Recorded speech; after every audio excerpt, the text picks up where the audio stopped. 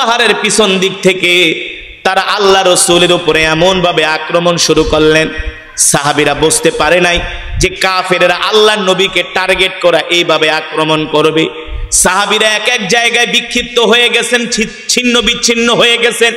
কেউ গনিমতের মাল টোকাচ্ছে, কেউ রেশ নিতেছেন। এই সুযোগ নিয়ে মক্কার কাফেরেরা আল্লাহ নবীর উপরে তীর আর বর্ষা দিয়া এমন ভাবে আঘাত শুরু করলেন। সাথে ছিলেন রাসূলের সাহাবী হযরতে তালহা রাদিয়াল্লাহু তাআলা আনহু। তিনি দেখলেন আল্লাহ রাসূলের দিকে বৃষ্টির মতো কাফেরেরা তীর ছুড়তেছে আর বর্ষা ছুড়তেছে, তীর নিক্ষেপ করতেছে, বৃষ্টির মতো বর্ষা নিক্ষেপ করতেছে। একটা তীর যদি আল্লাহ রাসূলের গায়ে লাগে তাহলে তো নবী শহীদ হয়ে যাবে, ঠিক কিনা বলেন? এই দৃশ্য দেখা রাসূলের সাহাবী হযরত তালহা রাদিয়াল্লাহু তাআলা আনহু তিনি ডাল হইয়া আল্লাহ রাসূলের সামনে দাঁড়ায় গেলেন। তিনি ডাল হয়ে আল্লাহ রাসূলের সামনে দাঁড়ায় গেলেন। এক একটা তীর আল্লাহ রাসূলের দিকে আসে আর তিনি নবীজির সামনে যায় এক একটা তীর তিনি বুকের ভিতরে বিদ্ধ করে নেন। আল্লাহু আকবার। তিনি বুকের ভিতরে ডালের মতো তিনি আল্লাহ রাসূলের সামনে দাঁড়ায় যান। এক একটা তীর এসে হযরতে তালহার বুকের ভিতরে বিদ্ধ হয়। আবার হযরতে তালহা তার ডান হাত আল্লাহ রাসূলের দিকে বাড়ায় দেন, ওই তীরগুলো হযরতে তালহার ডান হাতে বিদ্ধ হয়। আবার তিনি বাম হাত বাড়ায় দেন, আবার তীরগুলো বাম হাতে বিদ্ধ হয়। তীর ডান হাতে বাম হাতে বিদ্ধ হয়, বুকের ভিতরে বিদ্ধ হয়। এইভাবে করে আল্লাহ রাসূলের সাহাবী হযরত তালহা রাদিয়াল্লাহু তাআলা আনহু আল্লাহ রাসূলের সামনে ডাল হয়ে দাঁড়ায় গেলেন। আল্লাহ নবী ডাক দিয়া বলে, এ তালহা, তালহা, তুমি এইভাবে করে তুমি তোমার নিজের জীবনটাকে শেষ করে দিচ্ছ। তুমি তোমার শরীরের মধ্যে আমার মহব্বতে সব তীরগুলো তুমি ডাল হিসাবে তোমার শরীরের মধ্যে তুমি বিদ্ধ করে নিচ্ছ। আমার গায়ে তুমি একটা তীর লাগতে দাও না। রাসূলের সাহাবী তালহা রাদিয়াল্লাহু তাআলা আনহু বলেন, ওগো আল্লাহর নবী, মক্কার কাফিরদের এক একটা তীরের আঘাতে আমার শরীর ছিন্ন বিচ্ছিন্ন হয়ে যাবে, এটা আমি সহ্য করতে পারবো, কিন্তু আমার রাসূলের গায়ে মক্কার কাফিরেরা একটা ফুলের টোকা দিবে সেটা আমি মানতে পারবো না। আমার গায়ে তীর বিদ্ধ হোক, আপনার গায়ে যাতে একটা ফুলের টোকাও না লাগে। আল্লাহু আকবার। এই ছিল মুসলমান, এই ছিল ঈমান, এই ছিল দ্বীনের প্রতি ভালোবাসা, ঠিক কিনা বলেন? মক্কার কাফেরেরা যখন তীর মারে, আল্লাহ নবী মাঝে মাঝে তার মাথা মোবারক উঁচু করে দেখে কোন দিক থেকে তীর আসে।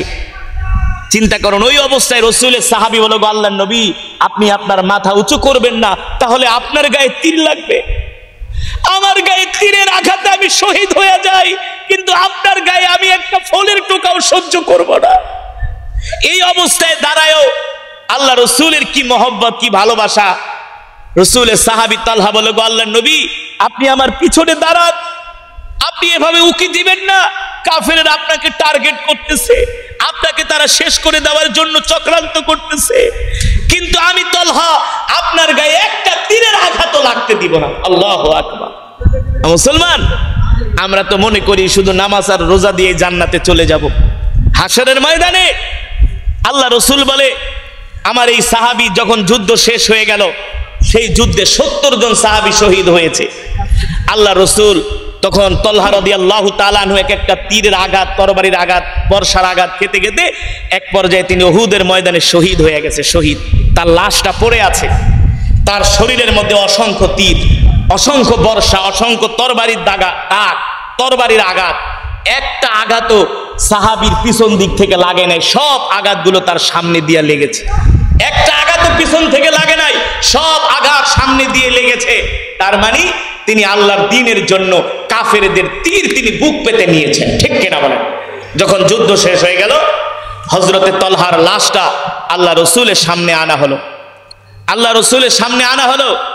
নবীজি এক এক করে সাহাবীর তীরগুলো খুলতেছেন নিজের হাত দিয়ে, এক এক করে, একটা দুইটা তিনটা না, 70টার উপরে এই 3.5 হাত বডির মধ্যে, তাও শুধু সামনের সাইডে 70টা তীর বিদ্ধ হয়েছে। 70টা, কয়টা?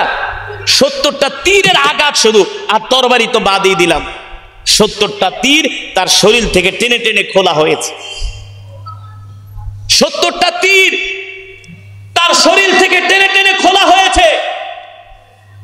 এই কারণে আল্লাহ রসুল বলে, আমি হাসরের ময়দানে যখন আল্লাহ তাআলা ডাক দেবে, আসরবাসীরা আসো তোমরা জান্নাতে যাবা, তখন তারা নবীদের কাছে আইসা বলল, গো রসুল আমরা তো আপনার উম্মত, আপনি আমাদের জন্য সুপারিশ করেন। আল্লাহ নবী তখন সাহাবীদেরকে দেখাবে, এই তোরা আমার উম্মত, তোদের জন্য আমি এত কাঁদছিয়া, উম্মতি উম্মতি বলে তোরা দিন মানুষ নাই, ইসলাম মানুষ নাই, কোরআনের কথা মানুষ নাই, নামাজ পড়ুস নাই, রোজা করস নাই, ঠিক কিনা বলেন? মন চাহে জিন্দেগি করছো, হাফ প্যান্ট পরে ঘুরছো, আর খালি সিগারেট টানছো, আর বাইক লইয়া আড্ডা মারছো। এই সমাজের বর্তমান যে প্রজন্ম ধ্বংস হয়ে গেছে, এদের দ্বারা এখন আর ভালো কিছু আশা করা যায় না। বর্তমানে যে প্রজন্ম না পারে কোনো কাজ কাম, না আছে কোনো শিক্ষা যোগ্যতা, এখন তো সব অটো পাস। এখন কি, এখন স্কুল কলেজে কোনো পড়াশোনা নেই, সব অটো পাস, সব অটো পাস। আর পারে শুধু বান্ধবী নিয়ে ঘুরতে, আর পারে সারাদিন শুধু ফেসবুক টিপতে, মোবাইল টিপতে পারে, এছাড়া আর কোনো যোগ্যতা নেই। এই বেটা মাইক ঠিক রাখ, কথা বব করে, কথা ক্লিয়ার আওয়াজ আসে না কানের মধ্যে।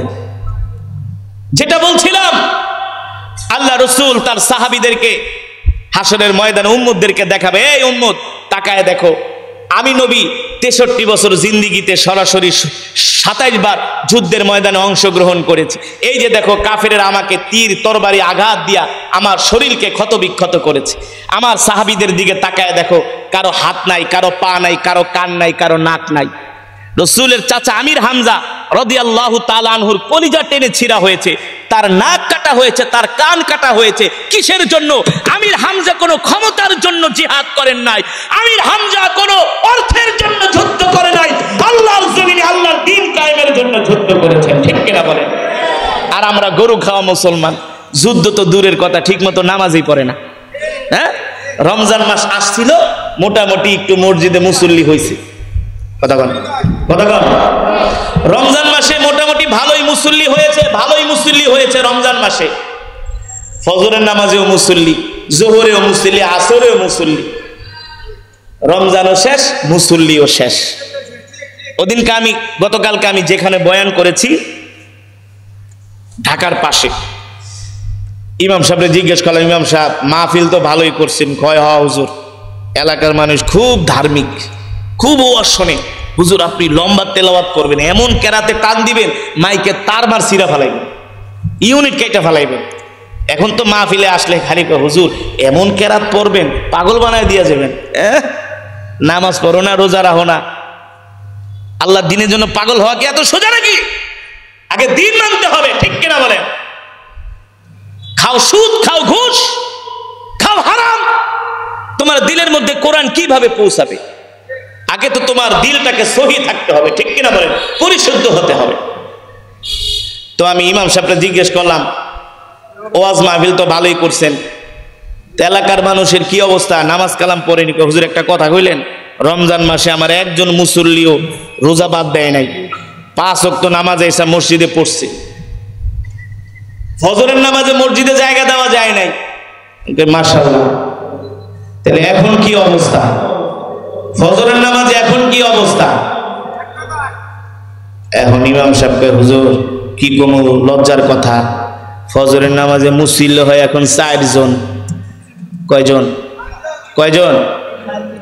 আপনারাই বলেন, আপনাদের এলাকায় যে মসজিদগুলো আছে, এই মসজিদগুলোতে যদি ফজরের নামাজ সবাই আইসা জামাতে পড়ে, তাহলে মসজিদে জায়গা দেওয়া সম্ভব হবে? হবে? জুমার নামাজে মুসল্লিতে জায়গা দেওয়া যায় না, কিন্তু ফজরের নামাজে মুসল্লি নেই। কারণ কি? কারণ হলো সব মুসলমানগুলা রাত্রবেলা বিড়ি টানে আর ঘুমায়, ঘুম থেকে ওঠে সকাল 8টা-9টা বাজে, ঠিক কিনা বলে? নামাজ পড়ে না, নামাজ পড়ে না, বাবাও নামাজ পড়ে না, সন্তানও নামাজ পড়ে না, স্ত্রীও নামাজ পড়ে না, তার কন্যাও নামাজ পড়ে না, ঠিক কিনা বলেন? আমরা এখন গরু খাওয়া মুসলমানে পরিণত হয়েছি। আল্লাহ রসুল হাসরের ময়দানে বলবে, তোরা আমার উম্মত দাবি করস, দেখ আমার সাহাবীরা দিনের জন্য, কাফেরেরা তাদের নাক কেটেছে, কান কেটেছে, হাত কেটেছে, কারো পা নাই, কারো হাত নাই। এই অবস্থায় সাহাবীরা হাসরের ময়দানে উঠবে। আল্লাহ রসুল বলবে, দেখ আমার সাহাবীদের অবস্থা, আর তোরা আমার উম্মত, তোদের গায়ে তরবারি, তীরের আঘাত, গুলির আঘাত তো দূরের কথা, তোদের গায়ে তো একটা ফুলের টোকাও দেখা যায় না। ঠিক না বলো? এই কারণে মুসলমান, আমাদেরকে ঈমানওয়ালা মুসলমান হতে হবে, ঈমানি মজবুতওয়ালা মুসলমান হতে হবে, দ্বীনের প্রতি দরদ থাকতে হবে, আল্লাহ আল্লাহ রসুলের প্রতি ভালোবাসা থাকতে হবে, মহব্বত থাকতে হবে। আজকে আল্লাহ আল্লাহ রসুলের প্রতি আমাদের মহব্বত নাই, দরদ নাই, ভালোবাসা নাই। এই কারণে আজকে মসজিদে মুসল্লি পাওয়া যায় না, দ্বীনের কাজে মুসলমানদেরকে পাওয়া যায় না, তাদেরকে পাওয়া যায় চায়ের দোকানে, সিনেমা দেখার আড্ডা। কথা বলুন, সঠিক নাকি বেঠিক? মসজিদের কাছে চায়ের দোকান, মসজিদে মুসল্লি নাই, কিন্তু চায়ের দোকানে মানুষের অভাব নাই। হ্যাঁ, চায়ের দোকানে মানুষের অভাব নাই। এই কারণে ভাই, আপনাদের হাতে ধরি, পায়ে পড়ি, আসুন আসুন আমরা আল্লাহর দ্বীন মানি, 5 ওয়াক্ত সালাত জামাতের সাথে আদায় করি, আল্লাহ আল্লাহ রসুলের মহব্বত এই দিলের ভিতরে পয়দা করি, বৃদ্ধি করি, নাইলে উপায় নাই। এই পৃথিবীর বয়স আর বেশি দিন নাই। অঘোষিত ৩য় বিশ্বযুদ্ধ কিন্তু শুরু হয়ে গেছে। এই যুদ্ধ কিন্তু আর থামবে না, থামার না, এক এক করে এই যুদ্ধে এক এক দেশ জড়াবে। ৩য় বিশ্বযুদ্ধ হবে, পারমাণবিক যুদ্ধ হবে, অ্যাটম বোমের যুদ্ধ হবে। বাঁচতে পারবেন না, পারবেন না, এখনো সময় আছে। ইয়া আইয়ুহার রাসূল বাল্লিগ মা উনজিলা ইলাইকা মির রাব্বিক ওয়া ইল্লাম তাফআল ফামা বাল্লাগতা রিসালাতা ওয়াল্লাহু ইয়াসিমুকা মিনান নাস ইন্নাল্লাহা লা ইয়াহদিল কওমাল কাফিরিন। আল্লাহু আকবার। আল্লাহ রাব্বুল আলামিন বলেন, নবী আমি আল্লাহ আপনার উপর যে কোরআন নাযিল করেছি, এই কোরআন নিয়ে আপনি ঘরে বসে থাকবেন না। এই কোরআন দিয়ে আপনি মক্কার কাফেরদেরকে দাওয়াত দেন, আবু জেহেলকে দাওয়াত দেন, আবু লাহাবকে দাওয়াত দেন, উতবাকে দাওয়াত দেন, শাইবাকে দাওয়াত দেন। নবী আমার কোরআনের কথা আপনি মক্কার কাফেরদের সামনে তুলে ধরেন। ও মুসলমান, ও যুবক, আল্লাহ রাব্বুল আলামিনের নির্দেশ পেয়ে আমার নবী কোরআন নিয়ে ঘরে বসে থাকেন নাই। আমার নবী এই কোরআনের দাওয়াত দেওয়ার জন্য ঘর থেকে বের হয়ে গেছে। ঠিক কিনা বলো? আমার নবী কোরআনের দাওয়াত দেওয়ার জন্য ঘর থেকে বের হয়ে গেছে। বারবার আবু জেহেলের কাছে কোরআনের দাওয়াত নিয়ে গিয়েছে, আবু লাহাবের কাছে কোরআনের দাওয়াত নিয়ে গিয়েছে। মক্কার কাফেরেরা কোরআনের দাওয়াত গ্রহণ করে নাই, উল্টা আমার নবীর বিরুদ্ধে তারা মিথ্যা অপবাদ দিয়েছে। শুধু মিথ্যা অপবাদ দিয়ে তারা ক্ষান্ত হয় নাই, আমার নবীকে তারা প্রহার করেছে, আমার নবীর গায়ে তারা হাত তুলেছে, আমার নবীকে মিথ্যাবাদী বলে গালি দিয়েছে। বলুন নাউজুবিল্লাহ। তারপরেও আমার নবী কোরআনের দাওয়াত থেকে এক চুল পরিমাণ দূরে সরে যায় নাই। গেছে? আবু জেহেল, আবু লাহাব এসে আমার নবীকে হুমকি দিছে, মোহাম্মদ তুমি যদি কোরআনের কথা বলো আমরা তোমাকে মক্কা থেকে বের করে দিব। ও মোহাম্মদ তুমি যদি কোরআনের কথা বলো আমরা তোমার উপর অবরোধ দিব। ও মোহাম্মদ তুমি যদি কোরআনের কথা বলো আমরা তোমাকে জেলের মধ্যে ঢুকায়া শাস্তি দিব। আল্লাহর রাসূল মক্কার কাফেরদের এই সমস্ত হুমকি ধামকিতে ভয় পায় নাই। আল্লাহর রাসূল মক্কার কাফেরদেরকে ডাক দিয়া বলে, হে মক্কার কাফেরেরা, আমার রবের ঘোষণা, আলা লাহুল খালকু ওয়াল আমরু তাবারাকাল্লাহু রাব্বুল আলামিন। আমার রব ঘোষণা করেছে আজ থেকে আসমান যার আইন চলবে তা। ঠিক কিনা বলো? এ যুবক শুনে রাখো, সাতক্ষীরার যুবকেরা, তোমার আমার যেই যৌবন বয়স, এই যৌবন বয়স আল্লাহ তাআলা আমাদেরকে ফুর্তি করার জন্য দুনিয়াতে পাঠায় নাই। কিছু যুবক আছে বন্ধু বান্ধব মিলা ধুমায়া গাঁজা খায়, খায় কি খায় না? ভারত থেকে ফেন্সিডিল আসে, এক বোতলের দাম 1200 টাকা, অনেক 1600 টাকা আছে। দোষ খা, কয় কেন? কয় দোষ ভালো করে ফুর্তি কর, জীবন তো একটাই।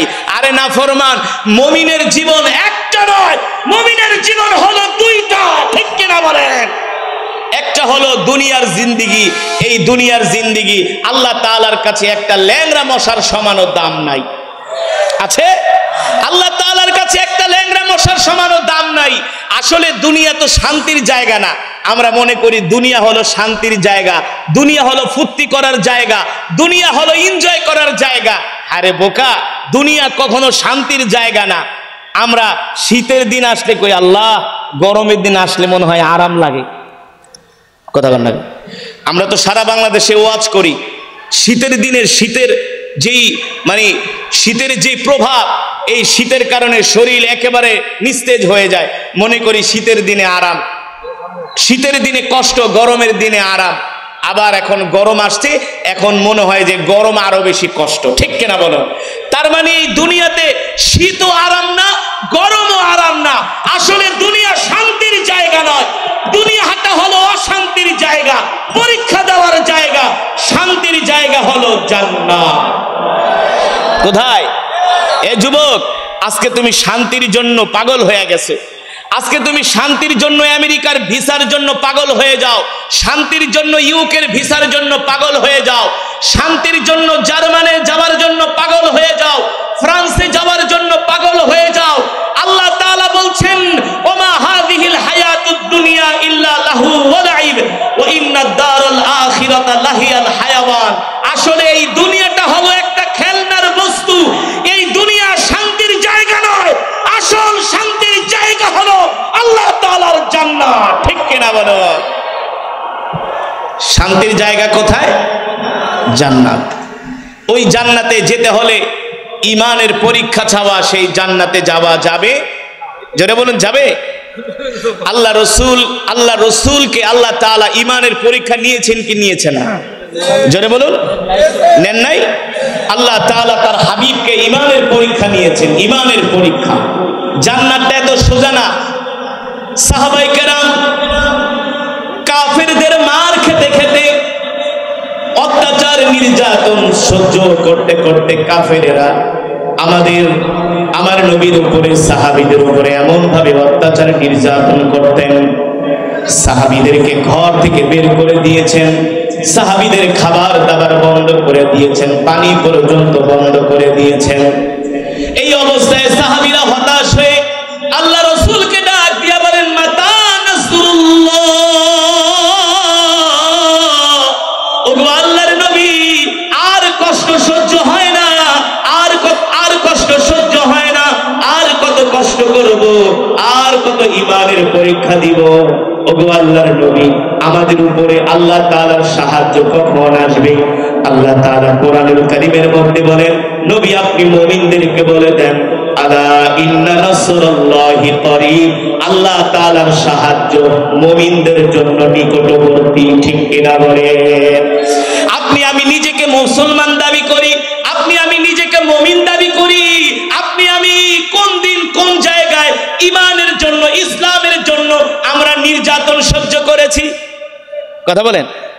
কয়দিন আমরা কাফেরদের মার খেয়েছি, কয়দিন আমরা পুলিশের পিটানি খাইছি। আমরা নিজেকে অনেক বড় মুসলমান দাবি করি, অথচ আল্লাহ রাসূলের সাহাবীরা কাফেররা মারতে মারতে সাহাবীদেরকে বেহুশ করে ফেলেছেন, ঠিক কিনা বলেন? শুধু সাহাবীদেরকে মারতে মারতে বেহুশ করেন নাই, আল্লাহর রাসূলকেও কাফেররা মারতে মারতে তায়েফের ময়দানে বেহুশ করে ফেলেছেন, ঠিক কিনা বলেন?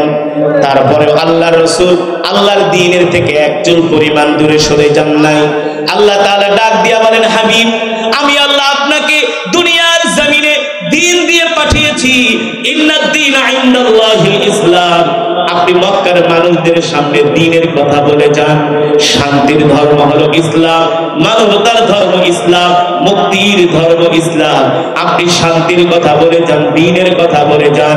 ওগো নবী, কাফেরদের অত্যাচারে আপনি ভীত হবেন না, কাফেরদের অত্যাচারে আপনি মনোবল ভাঙবেন না।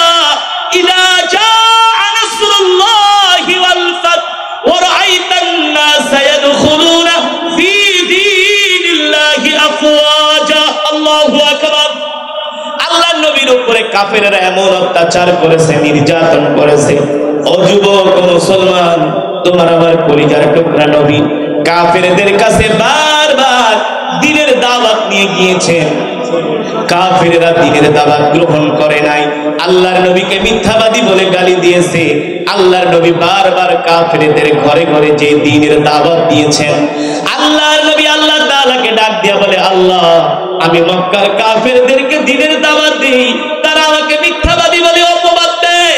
আল্লাহ তাআলা ডাক দিয়া বলে, হাবিব, আপনি হতাশ হবেন না, আপনি মন খারাপ করবেন না, আপনার কাজ হলো দাওয়াত দেওয়া, আর আমার আল্লাহর সুবহানাল্লাহ বলেন। আজকে যে ওয়াজের মাহফিল, এই মাহফিল করার উদ্দেশ্য হলো মুসলমানদেরকে দ্বীনের দাওয়াত দেওয়া, ঠিক না? এই যে আমি আপনাদের সামনে কোরআনুল কারীমের তেলাওয়াত করেছি, এই তেলাওয়াত করার মানে হলো আপনাদেরকে কোরআনের দাওয়াত দেওয়া। কিন্তু আমি চাইলে আপনাদেরকে হেদায়েত দিতে পারবো না। হেদায়েতের মালিক জোরে বলেন, হেদায়েতের মালিক কি? কোন পীর বুজুর্গ পিশাব কোন মানুষকে হেদায়েত দিতে পারবেন না। হেদায়েতের মালিক। ও মুসলমান যুবক, দ্বীনের দাওয়াত দেওয়া এত সোজা না, অনেক ধৈর্যের ব্যাপার। আমরা মাইক দিয়ে ওয়াজ মাহফিল করি, আপনারা একটু দূর দূরান্ত থেকে আইসা সুন্দর করে কোরআনের মজমায় বসবেন, সেটাই পারেন না, সেটাই ধৈর্যে কুলায় না। আর আল্লাহর নবী, আল্লাহ রাসূলের সাহাবীরা এই দ্বীনের কথা বলতে যে কাফেরদের অত্যাচার, নির্যাতন, জুলুম সহ্য করেছেন, ঠিক কিনা বলেন? কিন্তু তারা ইসলাম থেকে দূরে সরে যায় নাই, তারা দ্বীন থেকে দূরে সরে যায় নাই। আমরা এমন গরু খাওয়া মুসলমান, আমরা দ্বীনের কাজ করতে গেলে কোন মানুষ যদি আমাদেরকে একটা গালি দেয়, একটা টিটকারি করে, আমাদেরকে যদি একটু উঁচু নিচু কথা বলে, আমরা রাগ কইরা বলি আর এই সমস্ত দ্বীনের কাজে আমি নাই। কথা বলে ঠিক না? বলে আমি ভালো কাজ করতে আসছি, সে আমারে গালি দেয়, সে আমার বিরুদ্ধে পিছনে পিছনে আমার বিরুদ্ধে কুৎসা রটনা করে, আমি এই কাজের মধ্যে নাই। হতাশ হয়ে গেছে, পেরেশান হয়ে গেছে। ঢাকার কাছে একটা জেলা চাঁদপুর, ওই চাঁদপুরে আমি এক মাহফিলে গিয়েছি। সেখানকার আয়োজক কমিটিদের মধ্য থেকে একজন যুবক, সে আমার সামনে কান্না করতে করতে আসছে যে হুজুর আমার মন খারাপ। আমি বলি কেন? দেখি ছেলেটা কান্না করতেছে, চার চোখ দিয়ে পানি পড়তেছে। আমি বলি কেন? হুজুর আজকে এলাকার একজন লোক আমাকে জুতা দিয়ে পিটিয়েছে। কি দিয়ে পিটিয়েছে? জুতা দিয়ে। কেন? বলে আমি এখানে ওয়াজ মাহফিলের আয়োজন কেন করেছি, এই কারণে এলাকার একজন মুরব্বী আমাকে জুতা দিয়ে পিটিয়েছে। আমি বলি তুমি কি কষ্ট পেয়েছো? হুজুর আমি আর জিন্দেগিতে কোনোদিনই ওয়াজ মাহফিলের মুখ দিয়া নামও নিব না। বুঝছেন কি বলে? যে আমি আর কোনোদিন ওয়াজ মাহফিলের নামে মুখ দিয়া নিব না, আমি কান ধরে তওবা করছি। বলি কেন? আমি একটা ভালো কাজে আসছি আর এলাকার মুরব্বী আমাকে জুতা দিয়ে পিটিয়েছে। আমি বলি তুমি কি পেরেশান হয়ে গেছো? আমি আর এই কাজে নাই, আমি তওবা করছি, আমি আর কোনোদিন এই ওয়াজ মাহফিলের ধারে কাছেও আসবো না। আমি বলি আস্তাগফিরুল্লাহ, তুমি এতটুকুন একটা জুতার বাড়ি একটু কুৎসা রটনা খেয়ে তুমি হতাশ হয়ে গেছো। এ যুবক তুমি জানো না, আল্লাহর দ্বীনের কথা বলার কারণে রাসূলের কলিজার টুকরা সাহাবী সিদ্দিকে আকবরকে কাফেরেরা জুতা দিয়ে পিটিয়েছিলেন। কি দিয়ে? জুতা দিয়ে পিটিয়েছিলেন। বিশ্বাস করেন না? রাসূলের সাহাবী সিদ্দিকে আকবর, তাকে কাফেরেরা জুতা দিয়ে পিটিয়েছিলেন। এমন ভাবে সিদ্দিকে আকবরের মুখের উপরে কাফের বেঈমানেরা খড়ম দিয়ে বাড়ি মেরেছিলেন। এক বাড়িতে সিদ্দিকে আকবরের মাথা ফেটে রক্তে সিদ্দিকে আকবরের চেহারাটা রঞ্জিত হয়ে গেছে। সিদ্দিকে আকবর বেহুশ হয়ে রাস্তার মধ্যে পড়ে রয়েছে। সিদ্দিকে আকবর, কার কথা বলছি? সিদ্দিকে আকবর। আল্লাহ রাসূল যার কথা বলছেন যে আমি যেই দিন জান্নাতে যাব, আমার এক পাশে থাকবে আবু বকর, আর এক পাশে থাকবে ওমর। আল্লাহু আকবার। কেন? কারণ কি? আল্লাহর নবী দ্বীনের দাওয়াত দেয়, মক্কার কাফেররা দ্বীনের দাওয়াত গ্রহণ করে না, পছন্দ করে না। আল্লাহর নবীকে তারা মিথ্যাবাদী বলে, জাদুকর বলে, আল্লাহর নবীকে তারা গালি দেয়। সিদ্দিকে আকবর ছিলেন মক্কার একজন সম্মানিত মানুষ। সিদ্দিকে আকবর তিনি ছিলেন বয়োবৃদ্ধ মানুষ। মক্কার মানুষ তাকে সম্মান করত, মক্কার জনগণেরা তাকে ভালোবাসত। সিদ্দিকে আকবরকে, সিদ্দিকে আকবরের সাথে আল্লাহ রাসূলের ঘনিষ্ঠ সম্পর্ক।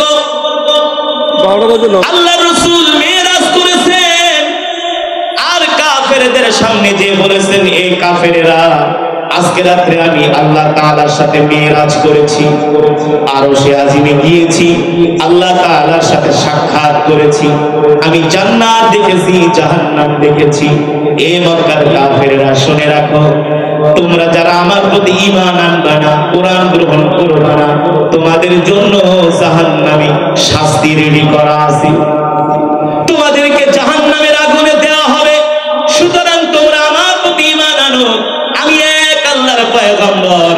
আল্লাহ তাআলা এই দুনিয়ার জমিনে আমাকে নবী করে পাঠিয়েছেন, তোমরা আমার প্রতি ঈমান আনো, এক আল্লাহর প্রতি ঈমান আনো। আমি আল্লাহর পয়গম্বর, তোমরা আমাকে স্বীকার করে নাও, আমি আল্লাহর পয়গম্বর। মক্কার কাফেররা বলে, মুহাম্মদ তুমি 2 দিন পর পর এক একটা নতুন কথা আমাদের সামনে উপস্থাপন করো। বলেন নাউজুবিল্লাহ। আসলে মক্কার কাফেররা বোঝে নাই আল্লাহ তাআলা ওহীর মাধ্যমে আমার নবীর কাছে কোরআনের আয়াত পাঠাতেন। আল্লাহ তাআলা এক একটা আয়াতের মধ্যে বিধান দিয়ে পাঠাতেন। ও নবী, মানুষদেরকে আপনি এই বিধানের কথা বলেন, মানুষদেরকে আপনি শরীয়তে ইসলামের কথা বলেন। আল্লাহ রাসূল যখন মক্কার কাফেরদের সামনে কোরআনের কথাগুলো উপস্থাপন করত, আর মক্কার কাফেররা বলতো, মুহাম্মদ তুমি একদিন পর পর নতুন নতুন কথা নিয়ে আমাদের সামনে আসো, আমরা মনে করি তুমি নতুন নতুন কথা নিয়ে আসো না, এই কথাগুলো তুমি আমাদের সামনে বানিয়ে বানিয়ে বলো। বলেন নাউজুবিল্লাহ। আল্লাহর নবীকে মক্কার কাফেররা এইভাবে পাগল বলে গালি দিত। মক্কার কাফের আবু জেহেলরা বসে আছে, আল্লাহর নবী মেরাজের ঘটনাটা আবু জেহেলদেরকে শোনালেন। আবু জেহেলরা বলে, মুহাম্মদ বুঝছি এতদিন তুমি ছিলা আধা পাগল, এখন পুরাই পাগল হয়ে গেছো। বলেন নাউজুবিল্লাহ। আল্লাহ রাসূলকে মক্কার কাফেররা পাগল বলে গালি দেয়। আল্লাহর নবী মনের কষ্ট নিয়ে বাড়িতে চলে যায়। ওই রাস্তা দিয়ে আবু বকর হেঁটে যায়। আবু বকরকে মক্কার যুবকেরা ডাক দিছে, তালিয়া আবু বকর, ও আবু বকর এদিকে আসে, আপনার সাথে আমাদের একটা কথা আছে। সিদ্দিক আকবর ডাক দিয়া বলে, কি কথা? বলে, শোনেন, আপনি যেই লোকটার সাথে চলাচল করেন, মুহাম্মদ একটু আগে আমাদের কাছে আসছে। আয়েশা বলে, তিনি নাকি মেরাজে গিয়েছিলেন, আরশে আজিমে গিয়েছিলেন, আল্লাহর সাথে দেখা করেছেন। আর তিনি বলেছেন, আমরা যদি তার রবের উপরে ঈমান না আনি, আমরা যদি তাকে নবী না মানি, তাহলে নাকি আমাদের জন্য জাহান্নামের শাস্তি রেডি করা আছে। আচ্ছা আবু বকর, আপনি বলেন এটা কোন সুস্থ মানুষ বলতে পারে কিনা? সিদ্দিক আকবর বলে, তোমরা কি বলতে চাও? মক্কার কাফেররা বলে, আবু বকর, আমরা তোমাকে বলতে চাই, তোমার নবী মুহাম্মদ এতদিন ছিল আধা পাগল, এখন পুরাই পাগল হয়ে গেছে। বলেন নাউজুবিল্লাহ। আর জোরে বলেন নাউজুবিল্লাহ।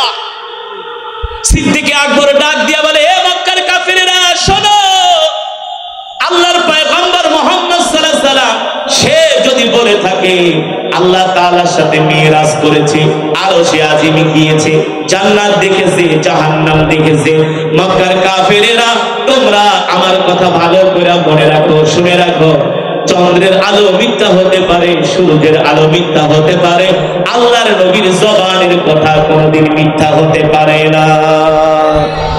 পারে? আপনারা আমার কথাগুলো বুঝতেছেন?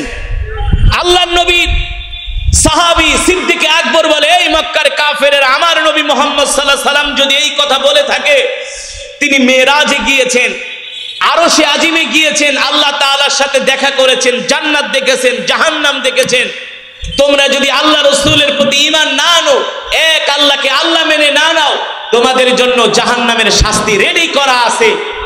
এটা যদি আল্লাহ রাসূল বলে থাকে, তাহলে শুনে রাখো, সূর্যের আলো মিথ্যা হতে পারে, চন্দ্রের আলো মিথ্যা হতে পারে, আল্লাহ রাসূলের কথা মিথ্যা হতে পারে না। আল্লাহু আকবার।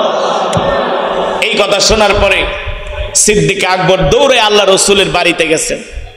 বাড়িতে যেয়ে বলে, ওগো নবীজি, আমি আপনাকে একটা কথা বলবো, কিছু মনে করবেন না।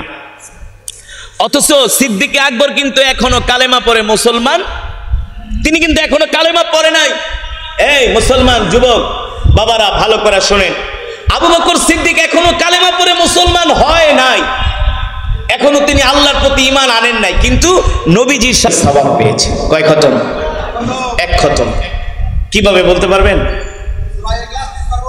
আপনারা অনেকে খেয়াল করেন নাই, 1 খতম করে করে অলরেডি সওয়াব পেয়ে গিয়েছেন কোরআনুল কারীমের। কিভাবে পেয়েছেন বলতে পারলেন না, 1-2 জন বলছে, কারণ মন তো এদিকে নাই।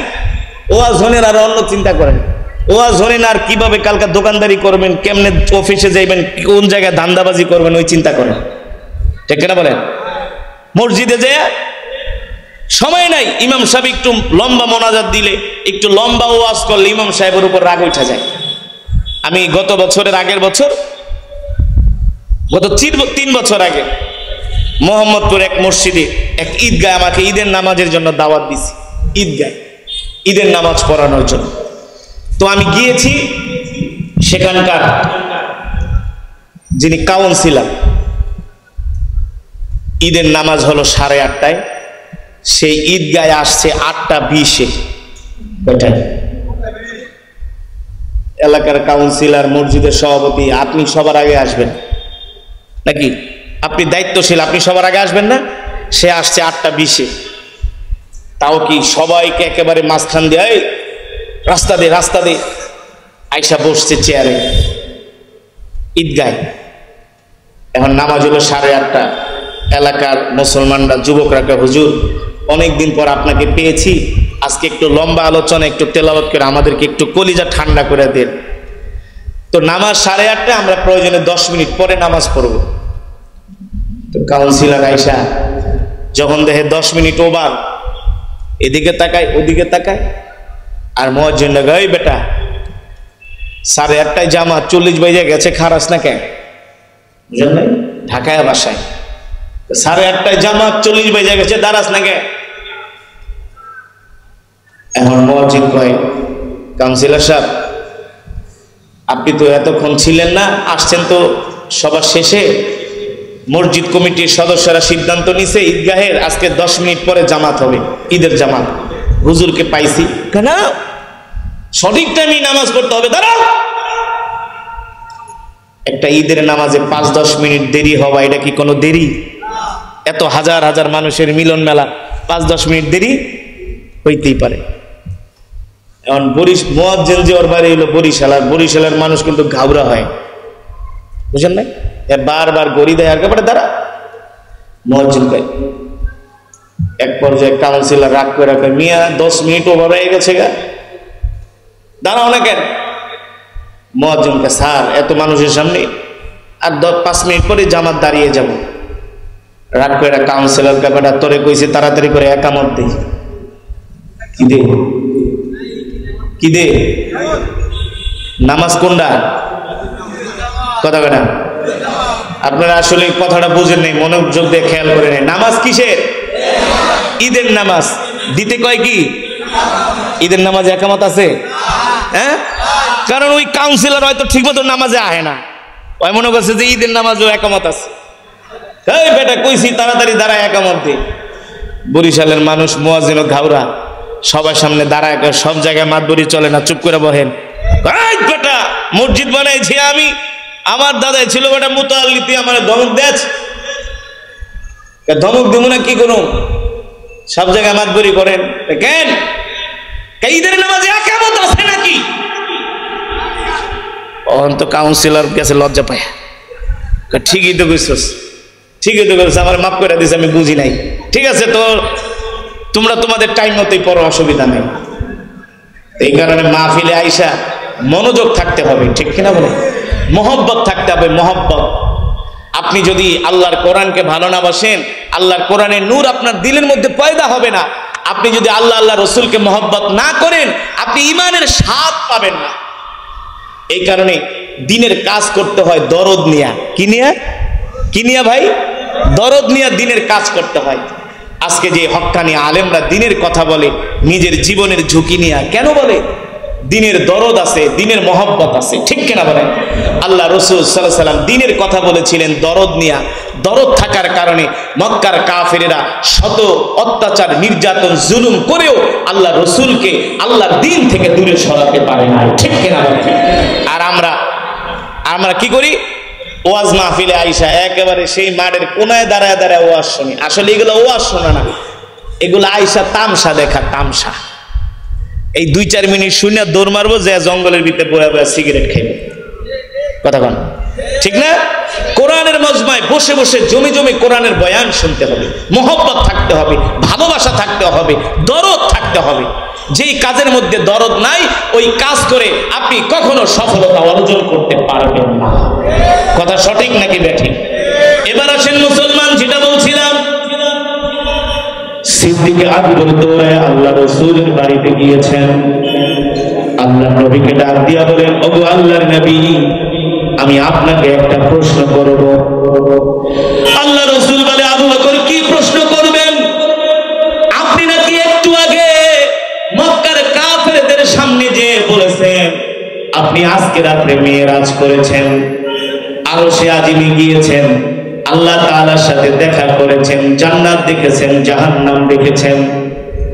আল্লাহ রাসূল বলে, আবু বকর, হ্যাঁ এই কথা একটু আগে আমি মক্কার কাফেরদেরকে যে দাওয়াত দিয়েছি আর বলেছি আমি আল্লাহর নবী, তোমরা আমাকে আল্লাহ রাসূল হিসাবে মেনে নাও, এক আল্লাহর প্রতি ঈমান আনো, আল্লাহ তাআলাকে ভালোবাসো, নইলে জাহান্নামের শাস্তি তোমাদের জন্য নির্ধারিত, কেউ তোমাদেরকে জাহান্নামের আগুন থেকে বাঁচাতে পারবে না।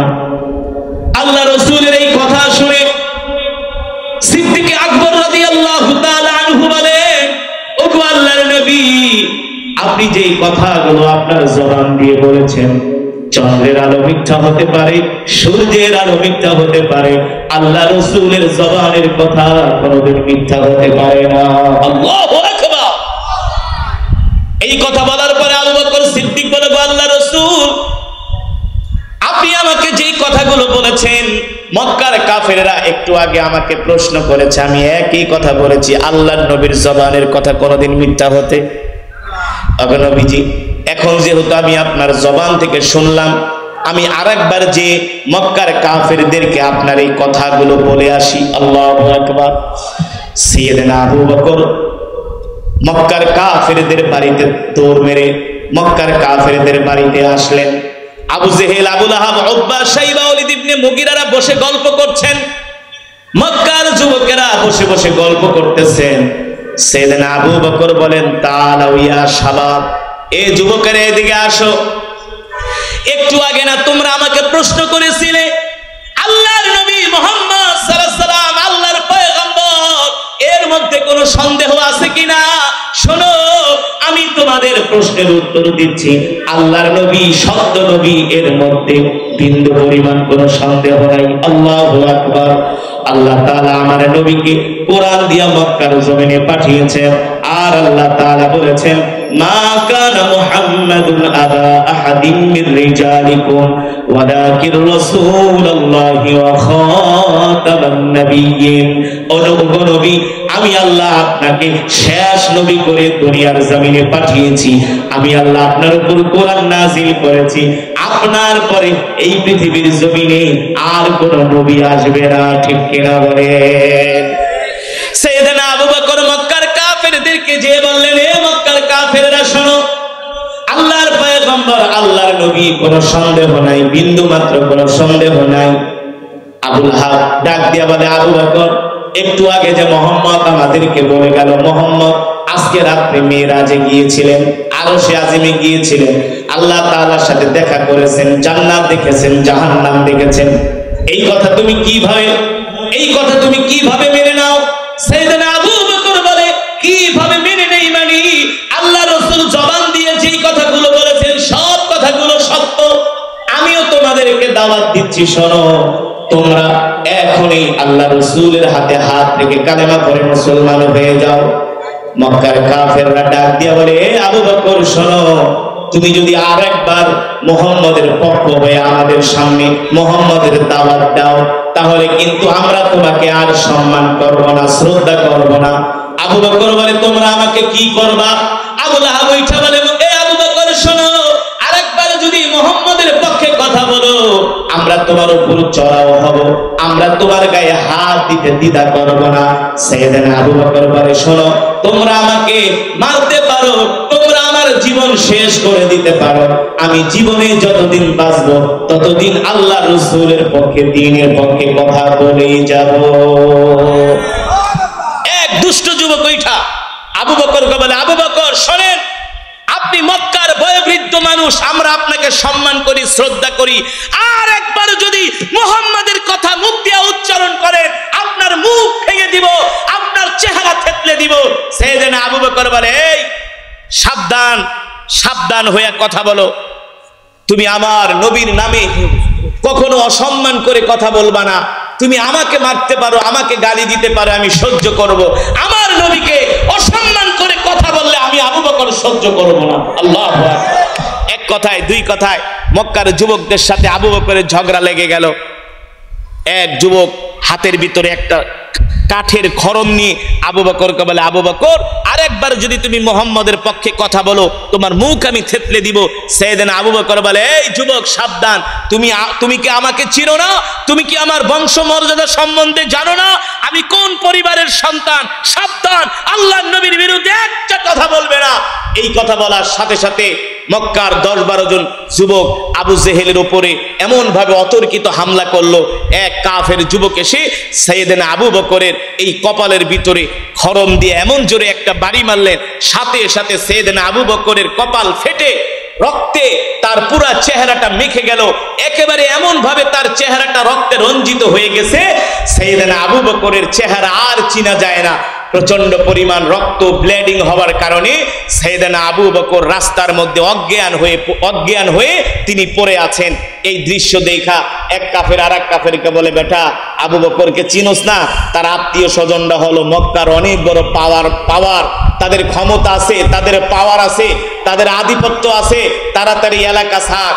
আবু বকরের আত্মীয় স্বজন যদি জানে আমরা তাকে এইভাবে বেদম ভাবে প্রহার করেছি, একজনও তার ভাই ব্রাদারের হাত থেকে আমরা রক্ষা পাবো না। এই কথা বলে মক্কার কাফেরেরা সাইয়েদনা আবু বকরকে রাস্তার মধ্যে অজ্ঞান করে রক্তাক্ত অবস্থায় তারা চলে গেল। বাড়িতে যখন খবর পেল যে সাইয়েদনা আবু বকরকে এইভাবে মেরে মক্কার কাফেরেরা তাকে বেহুশ করে ফেলেছে, সাইয়েদনা আবু বকরের ভাই বোনেরা, আত্মীয় স্বজনরা তারা দল বেঁধে এসে মক্কার ওই কাফেরদেরকে খুঁজতেছে। কার এত বড় সাহস আবু বকরের গায়ে হাত দেয়? কার এত বড় সাহস আবু বকরের রক্ত ঝরায়? এই দৃশ্য দেখা মক্কার যে কাফেরেরা সাইয়েদনা আবু বকরকে অত্যাচার করেছে তারা একেবারে মক্কা থেকে ভয়ে পালিয়ে সিরিয়ার একটা সমুদ্র বন্দরের কাছে যায় তারা আশ্রয় নিয়েছে। এই দিক থেকে সাইয়েদনা আবু বকর এই দিকে তিনি একদিন না 2 দিন না 3 দিন পর্যন্ত তিনি অজ্ঞান হয়েছিলেন। 3 দিন সাইয়েদনা আবু বকরের মা 3 দিন সেবা যত্ন করার পরে সাইয়েদনা আবু বকর আস্তে করে তার চোখ খুললেন, তার জ্ঞান ফিরে আসলো। সাইয়েদনা আবু বকরের মা ডাক দিয়ে বলে, এ আবু বকর, তোকে আমি ছোটবেলা থেকে এভাবে কোলে পিঠে করে মানুষ করলাম, তোর গায়ে আমি একটা ফুলের টোকাও দেই নাই। কার এত বড় সাহস আবু বকরের গায়ে হাত দেয়, আমার রক্তের গায়ে হাত দেয়? আবু বকর, কারণ কি তোমার গায়ে এইভাবে মক্কার যুবকেরা হাত দিল? তুমি এমন কি করেছো? তোমাকে তো মক্কার মানুষ সম্মান করে, শ্রদ্ধা করে। সাইয়েদনা আবু বকর বলে, মা আমার কোনো দোষ ছিল না, আমি একমাত্র আল্লাহ রসুলের পক্ষে কথা বলেছি, একমাত্র আমি দ্বীনের পক্ষে কথা বলেছি, একমাত্র আমি কোরআনের পক্ষে কথা বলেছি। সাইয়েদনা আবু বকরের মা বলে, বাবা তুমি 3 দিন অসুস্থ ছিলা, 3 দিন পরে তোমার জ্ঞান ফিরে আসছে, 3 দিন পর্যন্ত তুমি কিছু খাওনি, তুমি এখন প্রচন্ড রকমের অসুস্থ, বাবা 1 গ্লাস দুধ খাও। বলে, ওগো মা শোনেন, 3 দিন পর্যন্ত আল্লাহ রসুলকে দেখি না, যতক্ষণ পর্যন্ত আল্লাহ রসুলকে এই চোখ দিয়া না দেখবো ততক্ষণ পর্যন্ত দুধ তো দূরের কথা, 1 গ্লাস পানিও আমি আমার মুখে তুষা। এই ছিল আল্লাহ রসুলের প্রতি সাহাবীদের দরদ। আজকে আমাদের দরদও নাই, ভালোবাসাও নাই। আমরা নবীকে জীবন দিয়া ভালোবাসি না, শুধু মুখে মুখে ভালোবাসি। কিন্তু রসুলের সাহাবীরা আল্লাহ রসুলকে তারা মুখে মুখে ভালোবাসতেন না, তারা জীবন দিয়া ভালোবাসতেন।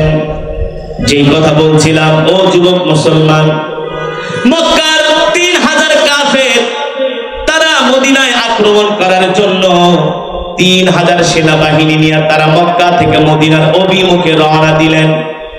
ইতিহাসের কিতাবের মধ্যে আসছে, তাফসীরের কিতাবের মধ্যে আসছে, যুবক রে, আল্লাহ রসুলের সাহাবীরা নবীজিকে কেমন করে ভালোবাসতেন।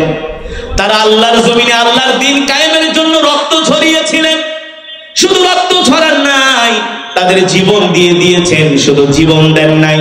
মক্কার কাফেরদের তীরের আঘাত, তরবারির আঘাত তারা বুক পেতে নিয়েছেন, তারপরেও তারা আল্লাহর জমিনে আল্লাহর দ্বীন কায়েম করার জন্য 1 চুল পরিমাণ তারা দূরে সরে যায় নাই। ঠিক কিনা বলেন? মক্কার 3000 কাফের তারা মদিনায় হামলা করবে। আল্লাহ রসুল সাহাবীদেরকে ডাকলেন, ও সাহাবীরা।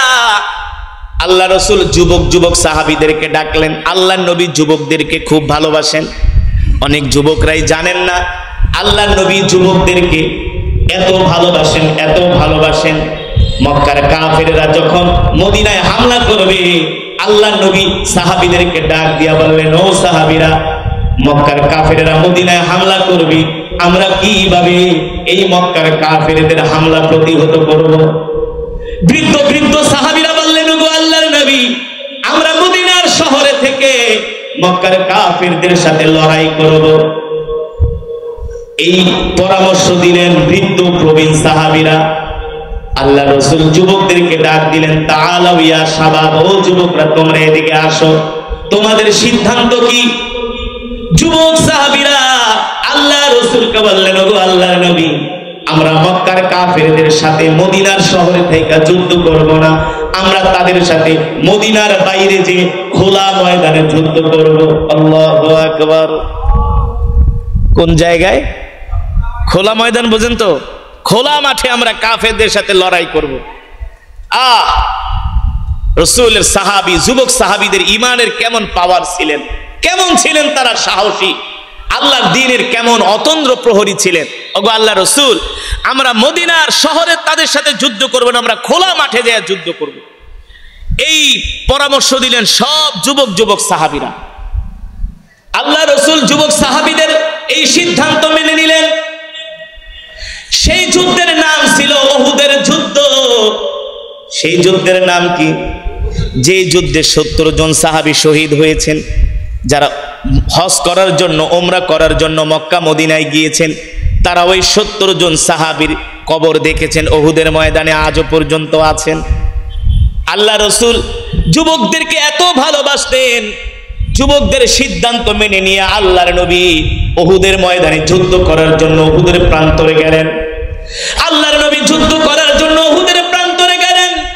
নবীজি দলে দলে যুবকদেরকে ভাগ করে দিলেন, এ যুবকেরা, তোমরা এই জায়গায় পাহারা দিবা, তোমরা এই জায়গায় পাহারা দিবা। এক এক জায়গায় সাহাবীদেরকে দলবদ্ধভাবে আল্লাহর নবী পাহারার জন্য নিযুক্ত করলেন।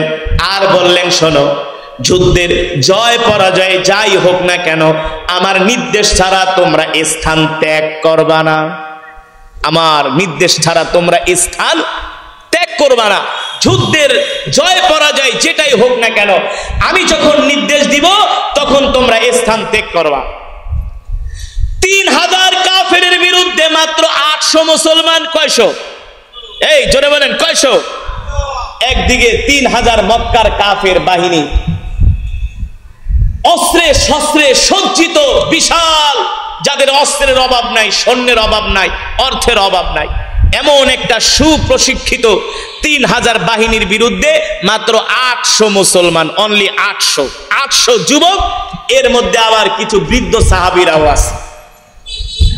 800 সাহাবী 3000 কাফেরের বিরুদ্ধে যুদ্ধে নেমে গেলেন। মক্কার কাফেরেরা এসে যখন জানলো মুসলমানের সংখ্যা মাত্র 800 আর ওদের সংখ্যা 3000, মক্কার কাফেরেরা একজন আরেকজনকে বলে, শোনো, আমরা তো আধা ঘন্টার মধ্যে যুদ্ধে বিজয় অর্জন করে নাস্তা খাবো, আল্লাহকে তোরা আয়, আমি তোদেরকে বিজয়টা দিই। কারণ যেই 800 যুদ্ধের ময়দানে নামছে, তারা অস্ত্রের উপরে ভরসা করে নাই, সৈন্যের উপরে ভরসা করে নাই, শক্তির উপরে ভরসা করে নাই, তারা ভরসা করেছে কার উপরে? জোরে বলুন, কার উপরে? আসমানের মালিকের উপরে। আর মুসলমান যখন যুদ্ধের ময়দানে যায়, তারা জয় পরাজয় অস্ত্র দিয়া, সৈন্য দিয়া নির্ধারণ। মাত্র 800 মুসলমান, 800 মুজাহিদ 3000 কাফেরের বিরুদ্ধে লড়াই শুরু হয়ে গেল। আল্লাহ রাসূল নির্দেশ দিলেন, তোমরা ময়দানে নেমে কাফেরদের উপরে হামলা শুরু করো। 800 মুজাহিদ 3000 অস্ত্রে শস্ত্রে সুসজ্জিত একটা বাহিনীর উপরে হামলা শুরু করে দিল। ইতিহাস বলে মক্কার 3000 কাফের মদিনার 800 মুসলমানের সাথে আধা ঘন্টাও উহুদের ময়দানে টিকতে পারে নাই। আধা ঘন্টাও টিকতে পারে নাই, তারা উহুদের ময়দান ছেড়ে ভয়ে পালিয়ে গিয়েছে। এই দিক থেকে যখন সকাল থেকে সন্ধ্যা হয়ে যায়, মক্কার কাফেররা আর যুদ্ধের ময়দানে আসে না। মুসলমান সৈন্যরা মনে করেছে মক্কার কাফেররা লেজ গুটিয়ে পালিয়ে গিয়েছে, মক্কায় তারা আর আসবে না। এই দিক থেকে মুসলমান সাহাবীরা কাফেরদের তাবুতে যে তারা গনিমতের মাল সংগ্রহ শুরু করেছে। আল্লাহর রাসূল বলেছে, শোনো, যুদ্ধের জয় পরাজয় যেটাই হোক না কেন, আমার নির্দেশ ছাড়া তোমরা যুদ্ধের ময়দান ছাড়বা না। আল্লাহ রাসূলের এই কথাটা সাহাবীরা মনে করেছে হয়তোবা মক্কার কাফেররা আর যুদ্ধের ময়দানে আসবে না, সন্ধ্যা হয়ে যাচ্ছে, তারা আর কখন আসবে, মনে হয় তারা ভয়ে মক্কায় পালিয়ে গিয়েছে। এই সুযোগে মুসলমান মুজাহিদরা তারা গনিমতের মাল সংগ্রহ শুরু করেছে। যখন কাফেররা গোয়েন্দাদের মাধ্যমে জানতে পারলো মুসলমান তাদের পাহারা বাদ দিয়ে গনিমতের মাল সংগ্রহ করতেছে, ওই দিক থেকে কাফেররা আবার সংগঠিত হয়ে উহুদ পাহাড়ের পিছন দিক থেকে অতর্কিতভাবে মুসলমানদের উপরে আক্রমণ শুরু করেছে। এমন আক্রমণ মুসলমান সৈন্যরা বুঝতে পারে নাই।